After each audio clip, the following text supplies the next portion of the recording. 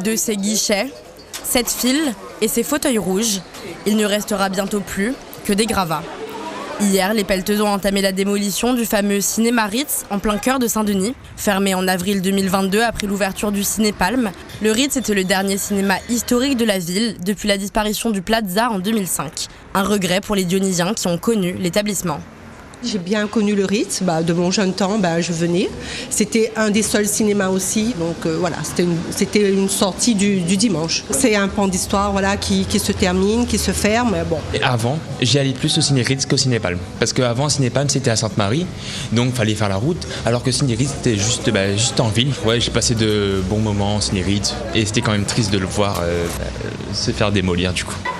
Ouvert en 1958, le Ritz faisait partie du paysage, si bien que certains ont du mal à comprendre cette décision de démolir le cinéma. C'est dommage de casser un cinéma comme ça. Aujourd'hui, ils sont en plein centre-ville et c'était bien pour la ville. Et pourquoi casser ça aujourd'hui, ouais. Vous y alliez souvent ? Avant, oui. Quand j'étais plus jeune, oui.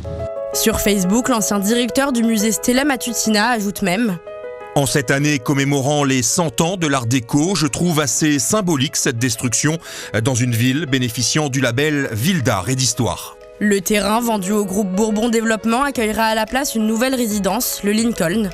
Un immeuble de haut standing comme le montre cette projection 3D sur le site de la société immobilière. 11 appartements, 4 niveaux, un jardin luxuriant. Les salles de cinéma, elles, resteront obscures pour de bon.